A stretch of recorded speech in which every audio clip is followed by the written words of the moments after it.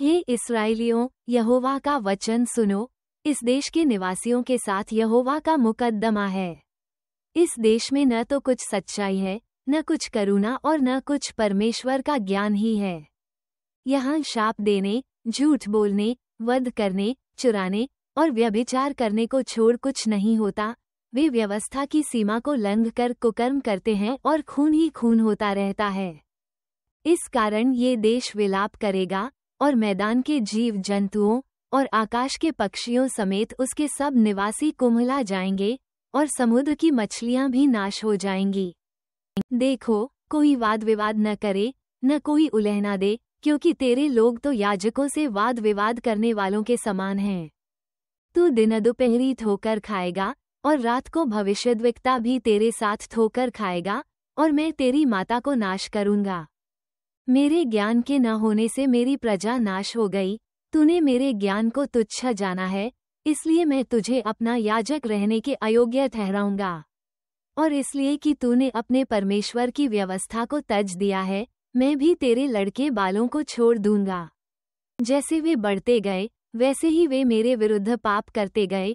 मैं उनके वैभव के बदले उनका अनादर करूंगा। वे मेरी प्रजा के पापबलियों को खाते हैं और प्रजा के पापी होने की लालसा करते हैं। इसलिए जो प्रजा की दशा होगी, वही याजक की भी होगी।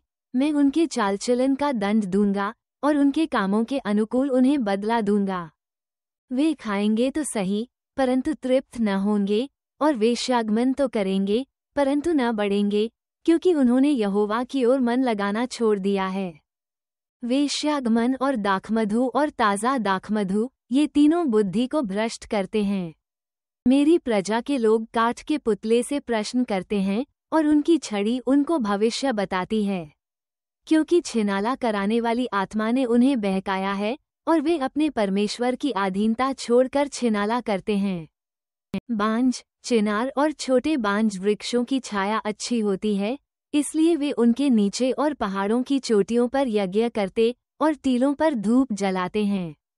इस कारण तुम्हारी बेटियां छिनाल और तुम्हारी बहुएं व्यभिचारिणी हो गई हैं। जब तुम्हारी बेटियां छिनाला और तुम्हारी बहुएं व्यभिचार करें, तब मैं उनको दंड न दूंगा, क्योंकि मनुष्य आप ही वेश्याओं के साथ एकांत में जाते और देवदासियों के साथी होकर यज्ञ करते हैं, और जो लोग समझ नहीं रखते, वे नाश हो जाएंगे। हे इस्राएल, यद्यपि तू छिनाला करता है, तो भी यहूदा दोषी न बने।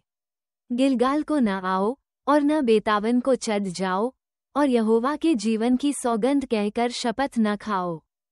क्योंकि इस्राएल ने हथीली कलों की नाई हठ किया है, क्या अब यहोवा उन्हें भेड़ के बच्चे की नाई लंबे चौड़े मैदान में चराएगा? अब्राम मूरतों का संगी हो गया है, इसलिए उसको रहने दे।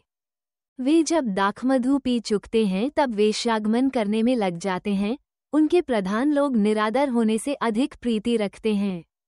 आंधी उनको अपने पंखों में बांधकर उड़ा ले जाएगी, और उनके बलिदानों के कारण उनकी आशा टूट जाएगी।